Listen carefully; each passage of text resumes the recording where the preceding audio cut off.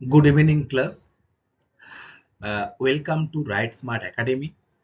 আশা করি তোমরা সকলে খুব ভালো আছো। আমি তোমাদের সাথে রয়েছি জিওগ্রাফির সুমন স্যার। আচ্ছা স্টুডেন্ট, আমরা গত কয়েকটি ক্লাসে কিন্তু তোমাদের বইতে যে পঞ্চম অধ্যায় রয়েছে ভারত, সেই ভারত থেকে কিন্তু আমরা পড়াশোনা শুরু করেছিলাম, তাই না? সেখানে আমরা কি কি বিষয় জেনেছিলাম বলো তো, তোমাদের মনে আছে?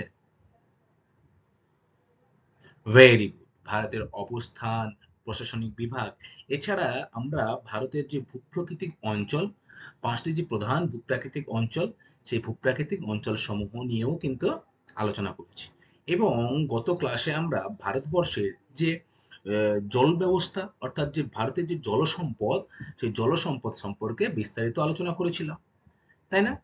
আজকে আমরা এই ভারতবর্ষের জলসম্পদের মধ্যেই ভারতবর্ষের জলসেচের যে বিভিন্ন পদ্ধতি রয়েছে এবং বৃষ্টির জল কিভাবে মানুষ ব্যবহার করছে ভারতবর্ষে, বা ভৌমজলের কিভাবে ব্যবহার করছে ভারতবর্ষে মানুষ, এই যে বিষয়গুলো, এই বিষয়গুলো নিয়ে কিন্তু আজকের আমাদের আলোচ্য বিষয়। তার আগে দেখি তোমাদের গত ক্লাসের পড়া কেমন মনে আছে। আচ্ছা, তোমরা আমাকে বলো তো, জলকে আমরা কেন সম্পদ বলবো? আমরা পড়ছি জলসম্পদ সম্পর্কে, তাই না? তাহলে জলকে সম্পদ কেন বলছে? আগে আমাদের জানতে হবে সম্পদ কাকে বলে। তাহলে বলো, সম্পদ কাকে বলে? Very good. জলসম্পদ বলছি এই কারণে, কারণ জলটা কিন্তু আমাদের প্রয়োজনে ব্যবহার হচ্ছে, আমাদের চাহিদা মেটাচ্ছে, তাই না? সেই কারণে এই জলকে কিন্তু সম্পদ বলা হচ্ছে। জল অত্যন্ত মূল্যবান একটি সম্পদ, অথচ সমগ্র পৃথিবীতে এই যে মিষ্টি জল, সেই মিষ্টি জলের পরিমাণ কিন্তু খুবই কম। সেটি কত? 100%-এর মধ্যে মাত্র 2.5% হলো মিষ্টি জল, তাই না? এবারে সেই মিষ্টি জলের মধ্যে কিন্তু আবার রয়েছে বরফ গোলা জল, হিমবাহের জল, তাই না? আচ্ছা, তোমরা আমাকে বলো তো, যে ভারতবর্ষের এই যে নদী আমরা পড়েছিলাম জলসম্পদের মধ্যে, ভারতবর্ষের নদীকে মূলত দুটি প্রধান ভাগে ভাগ করা যায়। কি কি? উত্তর বাহিনী আর পূর্ব বাহিনী। অর্থাৎ উত্তর দিকের যে নদীগুলো রয়েছে সেগুলোর মধ্যে গুরুত্বপূর্ণ নদীগুলো হলো কিন্তু গঙ্গা, ব্রহ্মপুত্র, সিন্ধু নদী, তাই না? এবং অসংখ্য তার যে উপনদী রয়েছে সেগুলো কিন্তু সবই উত্তর ভারতে রয়েছে। এবং দক্ষিণ ভারতের যে নদ নদী বা নদী ব্যবস্থা রয়েছে, সেই দক্ষিণ ভারতের নদী ব্যবস্থার মধ্যে কিন্তু আবার অনেকগুলি ভাগ রয়েছে, তাই তো? যে ভাগগুলি হলো, কিছু নদী পশ্চিম দিকে গিয়ে প্রভাবিত হয়ে পশ্চিম দিকে ভারতবর্ষের যখন তোমরা অবস্থান করেছিলে, তখন কোন সাগর পড়েছিলে? ভেরি গুড, আরব সাগর, তাই না? এবং পূর্ব দিকে যে সাগরটা রয়েছে সেটা কোন সাগর? বাহ, খুব ভালো বলেছো, যে বঙ্গোপসাগর। তাহলে এই যে পশ্চিমের আহ, আরব সাগর এবং পূর্বে বঙ্গোপসাগরে কিন্তু অসংখ্য নদী এসে মিলিত হয়েছে। দক্ষিণ বাহিনী এই নদীগুলো কিন্তু তাহলে দুভাগে ভাগ করতে পারছি আমরা, এক পূর্ব বাহিনী আর এক পশ্চিম বাহিনী, তাই তো? পশ্চিম বাহিনীর নদীগুলির মধ্যে গুরুত্বপূর্ণ দুটি নদী হলো, বলো তোমরা, দুটি পশ্চিম বাহিনীর নদী বিখ্যাত কি? তাপ্তি এবং নর্মদা। এই দুটি নদী কিন্তু হলো পশ্চিম বাহিনী, অর্থাৎ আরব সাগরে মিশেছে। এছাড়া কৃষ্ণা, কাবেরী, গোদাবরী, মহানদী, এই যে নদীগুলোর কথা বলছি তোমাদের আমি, এগুলো কিন্তু সবই পূর্ব বাহিনী নদী। অর্থাৎ উৎপন্ন হওয়ার পর এই নদীগুলি কিন্তু কোথায় এসে মিলিত হয়েছে? বঙ্গোপসাগর। আচ্ছা, ভেরি গুড। তাহলে ভারতবর্ষের জাতীয় নদী এবং দীর্ঘতম নদীর নাম কি বলো? গঙ্গা। Very good. গঙ্গার তিনটি প্রবাহ রয়েছে আমরা পড়েছিলাম, উচ্চ প্রবাহ, মধ্য প্রবাহ, নিম্ন প্রবাহ। তোমরা আমাকে বলো, গঙ্গার উচ্চ প্রবাহ কোথা থেকে কোথা অবধি? Very good. গঙ্গোত্রী হিমবাহ থেকে হরিদ্বার অবধি কিন্তু গঙ্গার উচ্চ প্রবাহ, তাই তো? আচ্ছা, বলো তো, ভারতের বৃহত্তম কয়লের নাম কি? ভেরি গুড, ভেম্বানাথ, তাই না? এবং যদি আমি বলি যে ভারতের সব থেকে বেশি মিষ্টি জলের হ্রদ বা বৃহত্তম মিষ্টি জলের হ্রদ কোনটি, তাহলে তোমরা কি উত্তর দেবে? আমরা কিন্তু আগের ক্লাসে এগুলো জল সম্পদে পড়েছিলাম, তাই না? মনে পড়ছে? বলো তাহলে। Very good. লোকটাক হ্রদ কিন্তু হলো ভারতবর্ষের বৃহত্তম মিষ্টি জলের হ্রদ, তাই তো? আচ্ছা, দক্ষিণ ভারতে যে দুটো নদী আমরা অনেকগুলো পড়লাম, সেখান থেকে কৃষ্ণা, কাবেরী, গোদাবরী, মহানদী, তাপ্তি, নর্মদা, এদের মধ্যে বলতো কোনটিকে দক্ষিণ ভারতের গঙ্গা বলা হয়? দীর্ঘতা বা আহ, তার আয়তনের বিচারে, দীর্ঘতম আয়তনের বিচারে দক্ষিণ ভারতের গঙ্গা বলা হয়। ভেরি গুড, গোদাবরী নদীকে, তাই না? এবং পবিত্রতার দিক থেকে কিন্তু দক্ষিণ ভারতের গঙ্গা বলা হয় কোন নদীকে? কাবেরী নদীকে। আচ্ছা স্টুডেন্ট, আমরা কিন্তু গত ক্লাসে বহুমুখী নদী পরিকল্পনা পড়েছিলাম। সেখানে ভারতবর্ষের মধ্যে পশ্চিমবঙ্গ যে রাজ্য আমরা যেখানে বসবাস করছি, সেখানে কিন্তু একটি গুরুত্বপূর্ণ বহুমুখী নদী পরিকল্পনা রয়েছে। তার নাম কি তোমরা বলতে পারবে? ভেরি গুড, ডিভিসি, অর্থাৎ দামোদর ভ্যালি কর্পোরেশন। বলতো এই দামোদর ভ্যালি কর্পোরেশন কত সালে গড়ে উঠেছিল?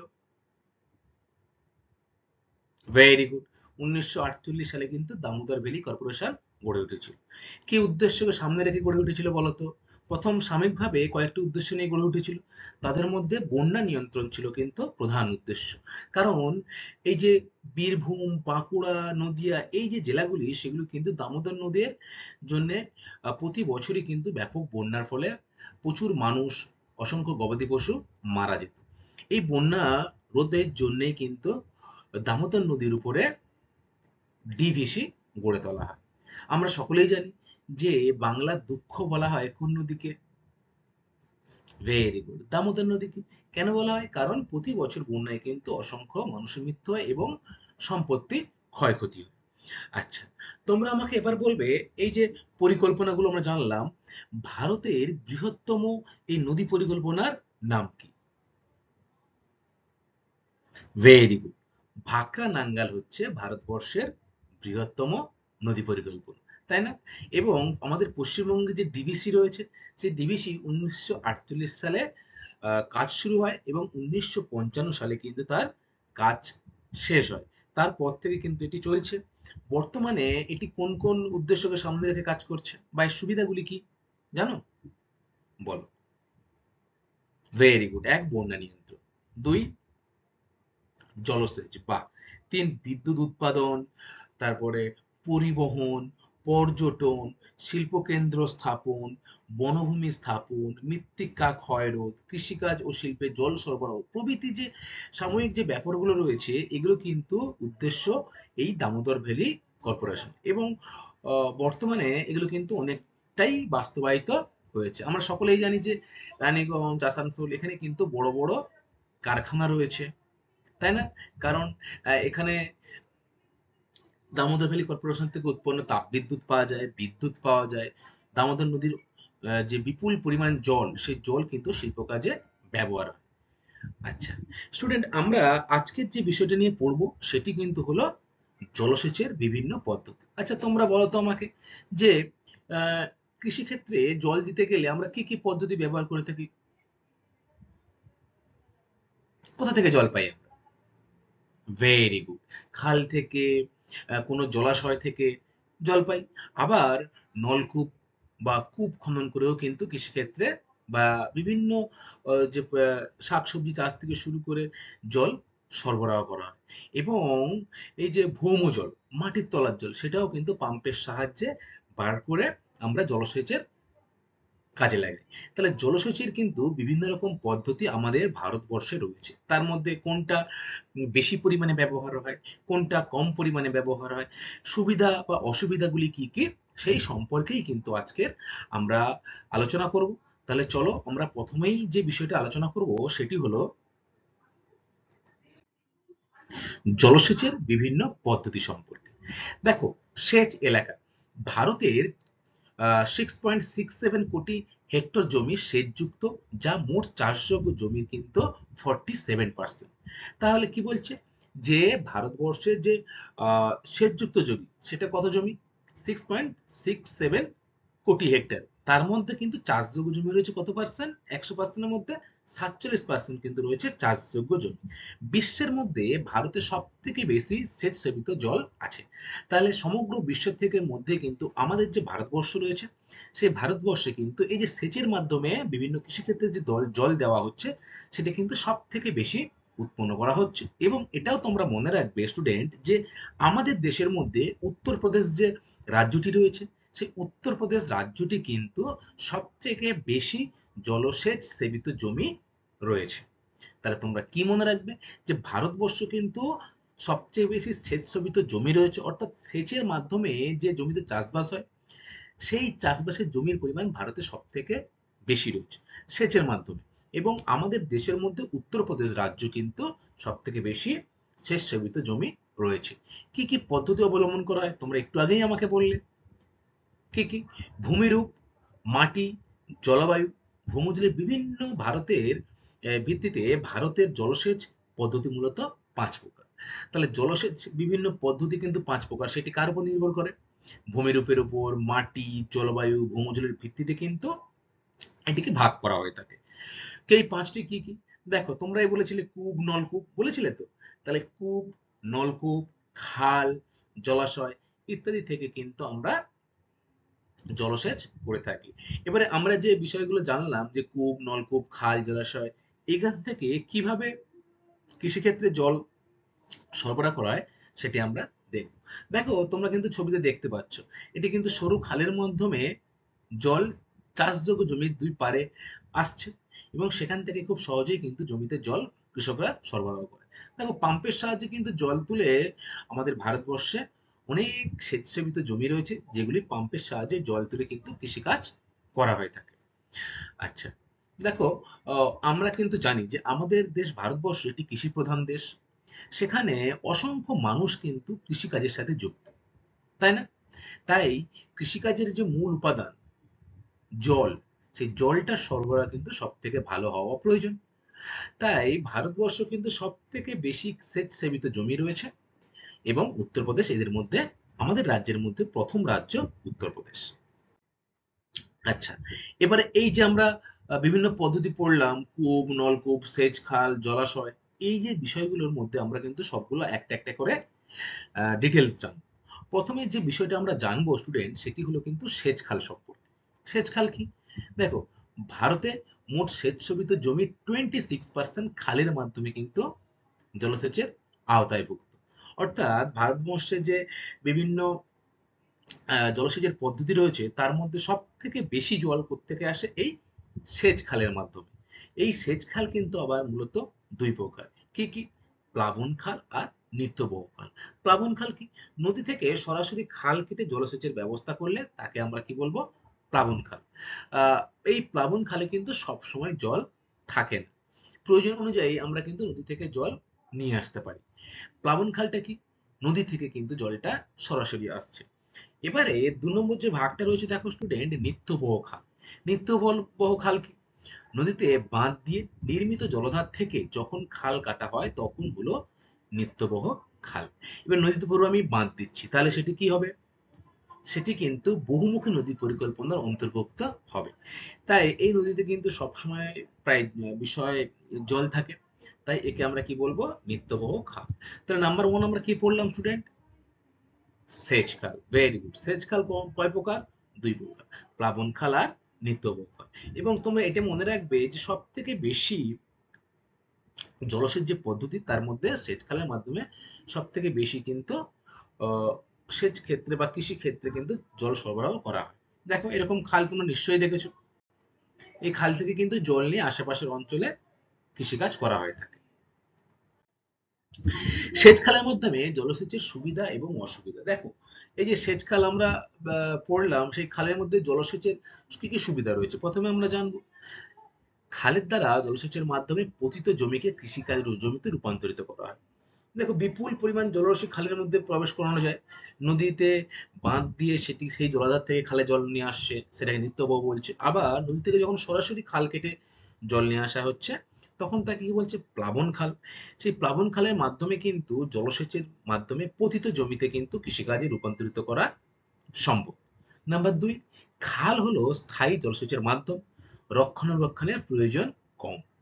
নাম্বার ৩, খালের মাধ্যমে জলসেচের প্রয়োজনে বহুমুখী নদী পরিচালনার সুবিধা বাড়ে।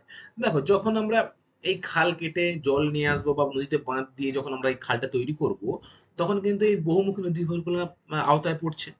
ফলে এই নদী যে বহুমুখী পরিকল্পনা সেটির কিন্তু সুবিধা আছে, যে সেই সুবিধাগুলো কিন্তু অনেকাংশে বেড়ে যায়। ভৌমজলের ভান্ডার কিন্তু অক্ষ থাকে। আমরা যেহেতু নদী থেকে জল নিয়ে এসে চাষবাস করছি, ফলে ভৌমজল অর্থাৎ মাটির তলার যে জলস্তর সেটি কিন্তু অক্ষত থাকে। আমরা জানি যে মাটির তলা থেকে পাম্পের সাহায্যে অতিরিক্ত জল যখন আমরা বার করে নেবো ভূপৃষ্ঠের উপরে, তখন কিন্তু জলে অনেক দূষণ ছড়ায়, তাই না? ভূমিধস হতে পারে। জলের যে লেভেল, সেই লেভেল কিন্তু অনেকটা নিচে নেমে যায়।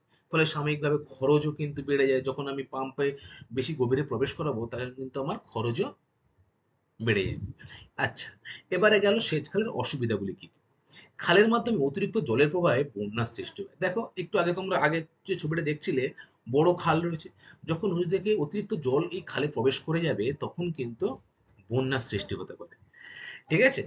অতিরিক্ত জলসেচের ফলে মাটির যে অভ্যন্তরে লবণ কৌশিক প্রক্রিয়ায় উপরে উঠে আসে, ফলে জমির উর্বরতা হ্রাস পায়। দেখো, যখন কোনো জায়গায় আমরা অতিরিক্ত জল দেব, সেই জলের প্রভাবে কিন্তু মাটির অভ্যন্তরে কিন্তু লবণ থাকে। সেই লবণ কিন্তু মাটি ভেদ করে কৌশিক প্রক্রিয়ার মাধ্যমে উপরে উঠে আসে।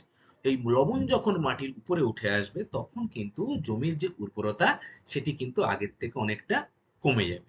তাহলে তোমরা সেচ খালের মাধ্যমে জলসেচের কি সুবিধা রয়েছে এবং কি অসুবিধা রয়েছে সেটা জানো। স্টুডেন্ট, সেচ খালের পর এবার আমরা জানবো ২ নম্বর যে রয়েছে, দেখো, কূপ ও নলকূপ। সেই কূপ ও নলকূপ সম্পর্কে। কূপ ও নলকূপের মাধ্যমে ভৌমজল তুলে সেচ কাজ করা হয়। নলকূপ গভীর ও অগভীর উভয় প্রকার হতে পারে। ভারতে মোট সেচসেবিত জমির ৫৩% কিন্তু জমিতে এই পদ্ধতিতে জলসেচ করা হয়। অর্থাৎ ভারতবর্ষে সর্বাধিক যে জলসেচের পদ্ধতিটা সেটা কিন্তু এইভাবেই হয়। সেটি কত পার্সেন্ট? 53%। কি পদ্ধতি?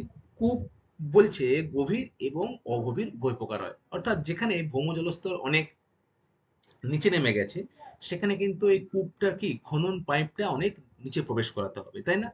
ফলে গভীর থেকেও কিন্তু জল যেমন তোলা সম্ভব, তেমনি অগভীর জায়গায় তো আরো তাড়াতাড়ি জল তোলা সম্ভব, তাই তো? তাহলে এই যে পদ্ধতি সেটি কি হলো? কূপ ও নলকূপের মাধ্যমে জলসেচ। দেখো এই যে রয়েছে নলকূপ। আচ্ছা, এরপরে রয়েছে ৩ নম্বর, দেখো রয়েছে জলাশয়। বিভিন্ন অংশে ছড়িয়ে থাকা অসংখ্য দিঘি, পুকুর, বিল ও অন্যান্য জায়গা থেকে জল তুলে সেচ কার্য এক গুরুত্বপূর্ণ মাধ্যম। ভারতে মোট সেচসেবিত জমির 4% এই পদ্ধতিতে হয়ে থাকে। দক্ষিণ ভারতে জলাশয়ের মাধ্যমে জলসেচের প্রাধান্য বেশি। তাহলে এই যে পদ্ধতি সেটি কিন্তু দক্ষিণ ভারতে সব থেকে বেশি। আচ্ছা, আমাদের পশ্চিমবঙ্গের মধ্যে যে সুন্দরবন অঞ্চল রয়েছে, সেখানে কিন্তু অসংখ্য এরকম ছোট ছোট পুকুর, দিঘি, খাল, বিলের বা জলাশয় কিন্তু রয়েছে, তাই না? সেখান থেকে প্রয়োজনীয় জল কিন্তু কৃষিক্ষেত্রে ব্যবহার করা হয়ে থাকে, তাই তো? আচ্ছা, কূপ, নলকূপের মাধ্যমে জলসেচের সুবিধা ও অসুবিধাগুলি কি কি? দেখো, কূপ ও নলকূপের মধ্যে সুবিধা কি? খননে খরচ কম, এটি হলো সুবিধা। খননে খরচ কম, প্রয়োজন অনুসারে জল তোলা যায়। আমার যখন ইচ্ছা হবে বা যতটা প্রয়োজন ততটা আমি জল তুলতে পারবো। ভৌমজলে নাইট্রেট, ক্লোরাইড, সালফেট প্রভৃতি খনিজ দ্রবীভূত থাকে, যা মাটির উর্বরতা বাড়ায়। যেহেতু আমরা মাটির তলা থেকে জলটা নিচ্ছি ভৌমজল, সেই ভৌমজলে কিন্তু অনেকাংশে বিভিন্ন খনিজ দ্রবীভূত থাকে। তার মধ্যে কি? সালফেট, ক্লোরাইড, নাইট্রেট এগুলো কিন্তু মাটির উর্বরতা বৃদ্ধি করতে সাহায্য করে। তাহলে এই হলো কূপ ও নলকূপের মাধ্যমে জলসেচের সুবিধাগুলি। এবারে তার কিছু অসুবিধাও রয়েছে। কি অসুবিধা রয়েছে? দেখো, স্বল্প পরিমাণ জমিতে জলসেচ করা যায়। যেখানে বিঘার পর বিঘা জমি, অসংখ্য জমি রয়েছে, সেখানে কিন্তু এই নলকূপের মাধ্যমে বা কূপের মাধ্যমে জলসেচ করাটা খুব একটা সুবিধার নয়। কারণ অনেক জল লাগবে। সেখানে আমরা খাল থেকে বা কোনো জলাশয় থেকে জল আরো তাড়াতাড়ি তোলা সম্ভব। ফলে স্বল্প পরিমাণ জমিতে কিন্তু এই নলকূপ বা কূপের মাধ্যমে সেচ করা যায়। ২ নম্বর কি?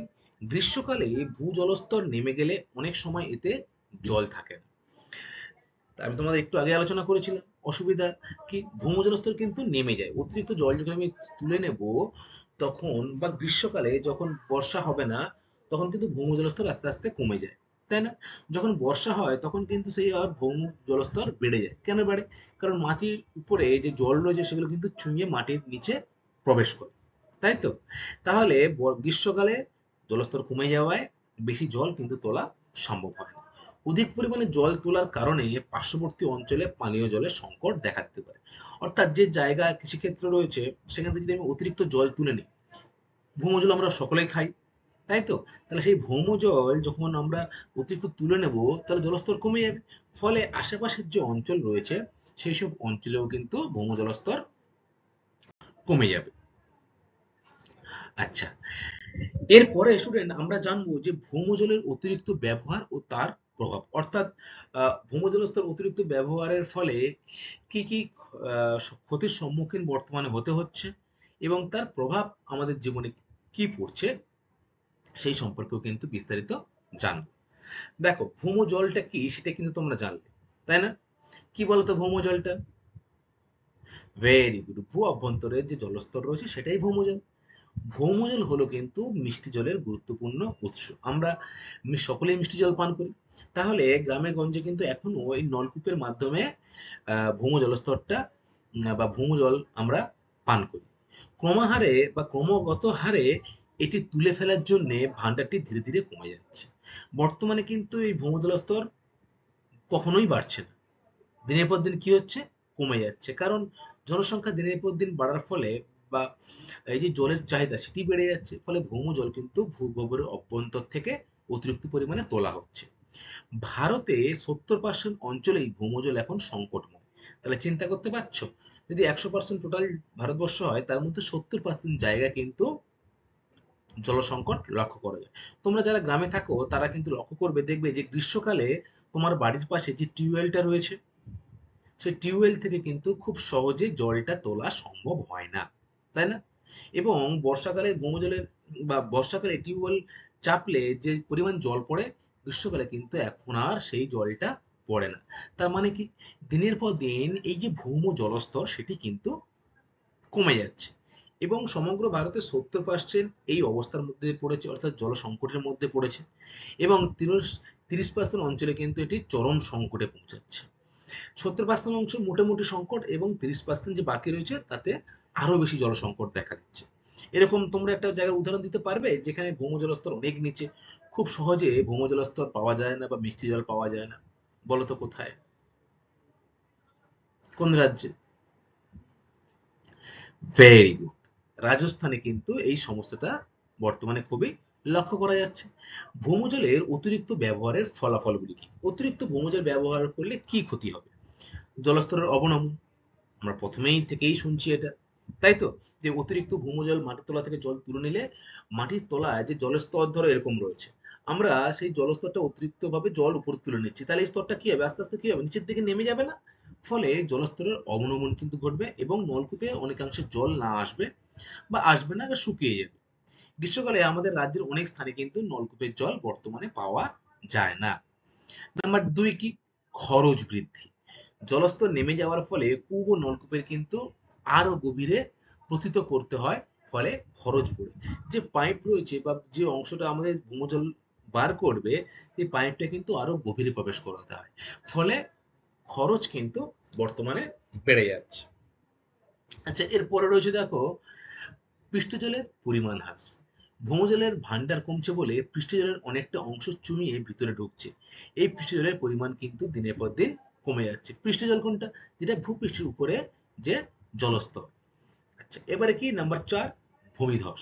বেশ কয়েকটি স্থানে ভৌমজলের ভান্ডার কমে যাওয়ায় ভূমি কিন্তু বসে যাচ্ছে। দেখো, ভৌমজল একটা কিন্তু উপরের যে প্রেশার, ভূপৃষ্ঠের উপরের যে প্রেশার সেটা কিন্তু অনেকটা অংশ ধরে রাখে।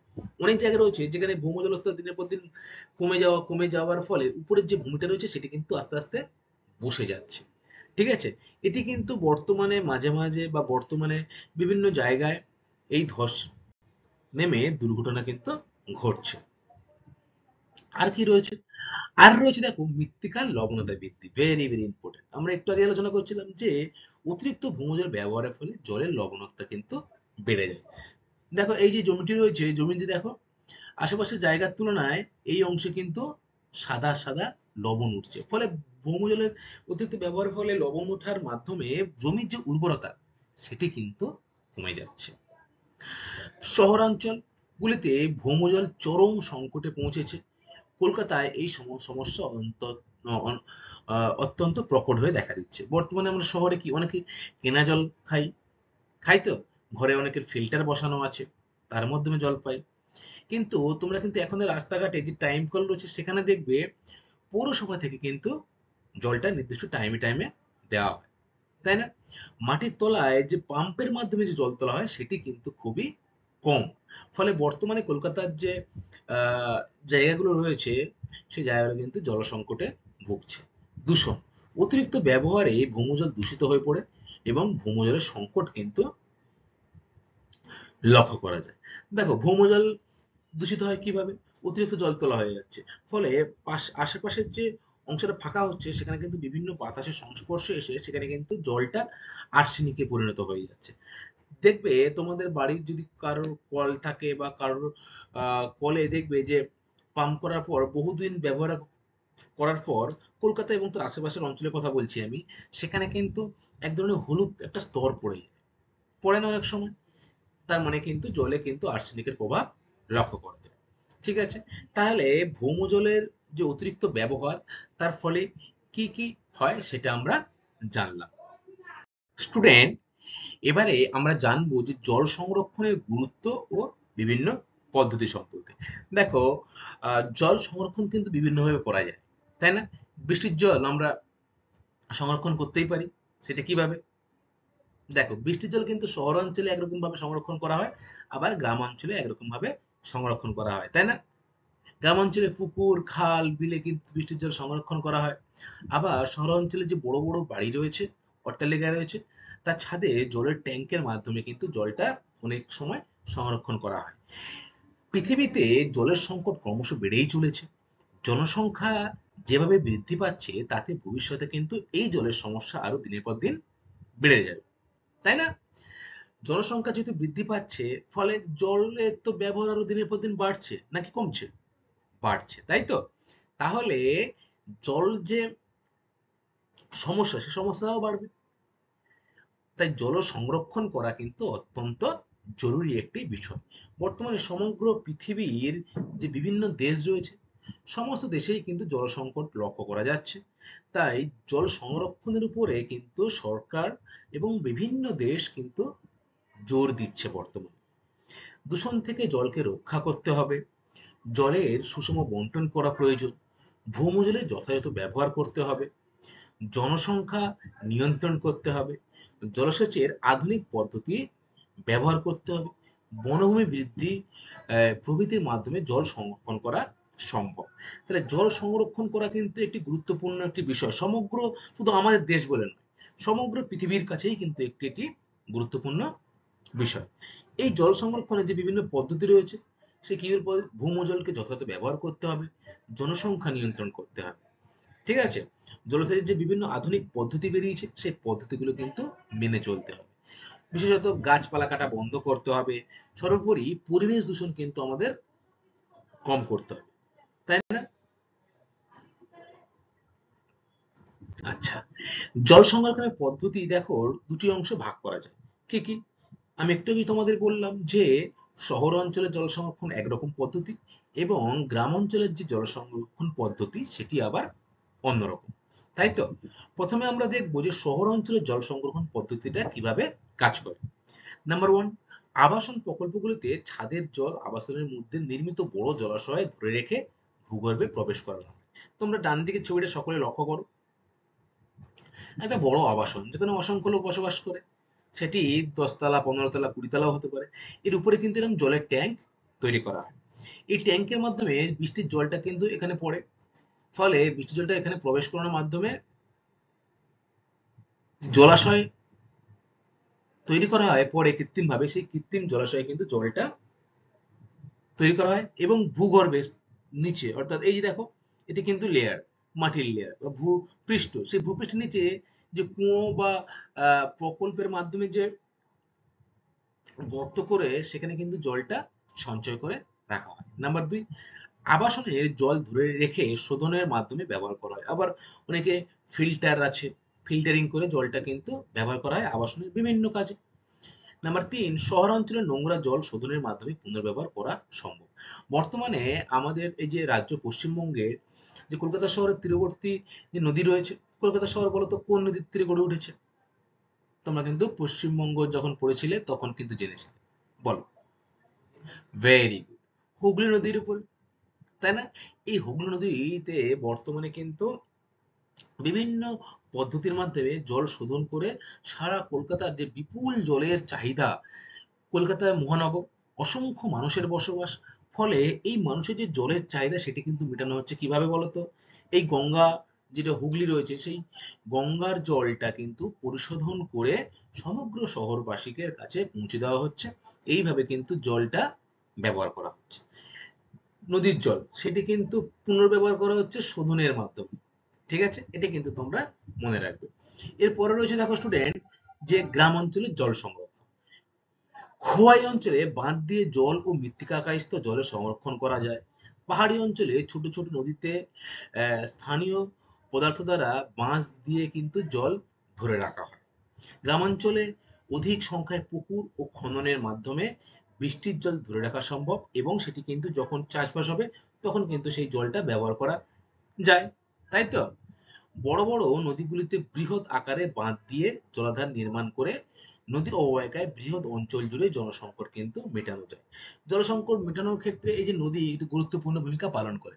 যেমন ডিভিসি তোমরা পড়েছো, সেই ডিভিসিতে কিন্তু আহ, কৃষিক্ষেত্রে যে জল সরবরাহ কিন্তু একটি গুরুত্বপূর্ণ মাধ্যম।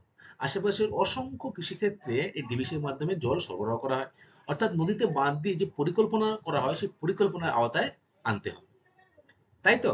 দেখো তোমরা ছবিতে, গ্রামাঞ্চলে এরকম বড় বড় কিন্তু পুকুর কাটা হয়, সেটি স্থানীয় মানুষের করে থাকে। আবার সরকারের তরফ থেকেও কিন্তু সাহায্য দানের মাধ্যমে বা বিভিন্ন প্রকল্পের আওতায় এনে এই পুকুরগুলো কেটে বর্ষার জল ধরে রাখা হয়।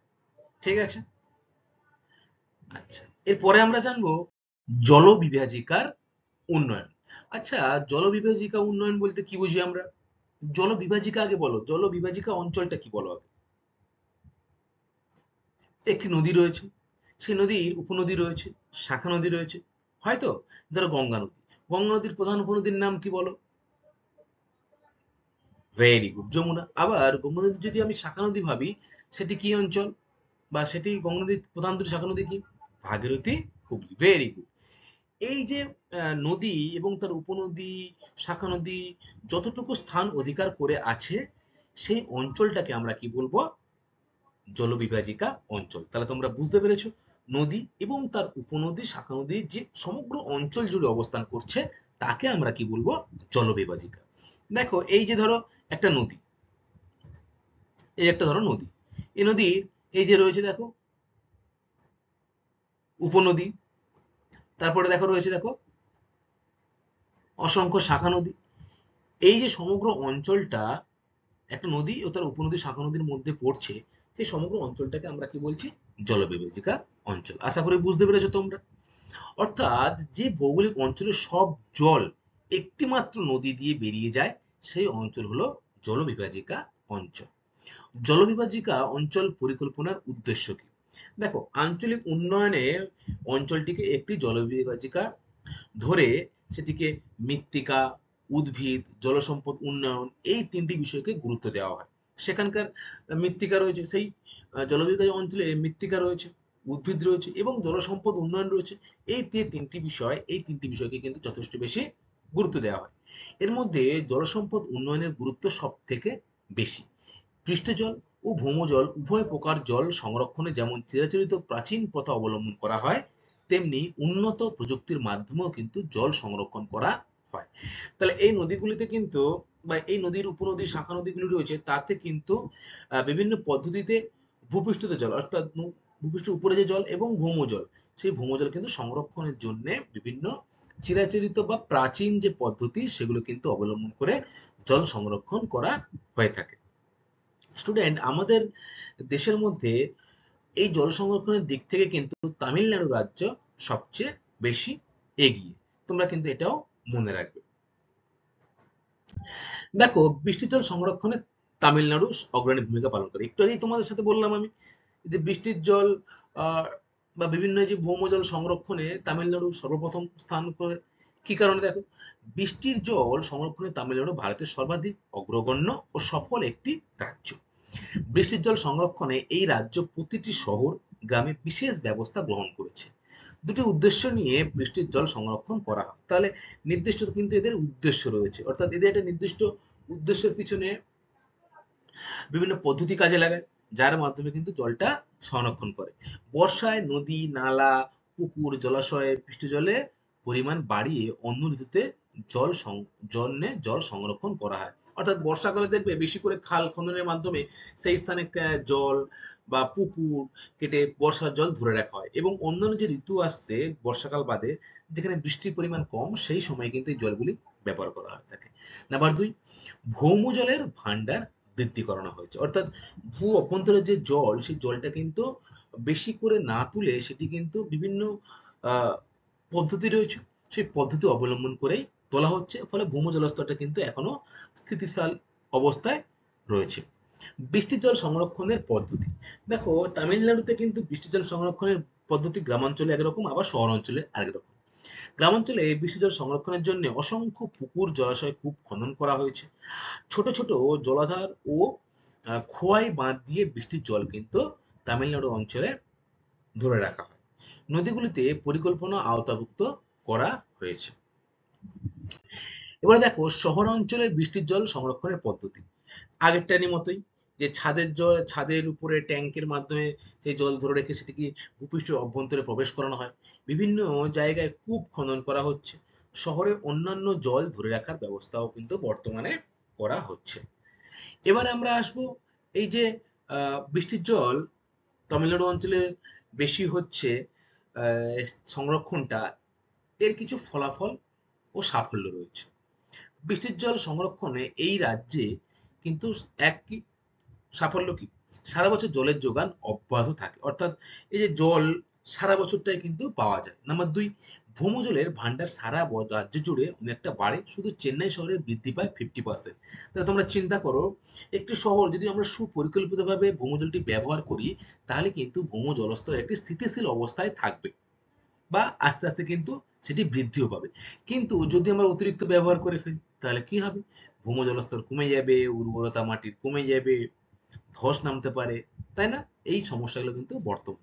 কিন্তু আমাদের দেশের মধ্যে তামিলনাড়ু রাজ্য কিন্তু একটা নজিরবিহীন ঘটনা করে দেখিয়েছে, যেটি কিন্তু আমাদের অন্যান্য রাজ্যের প্রয়োগ করা দরকার রয়েছে, তাই তো?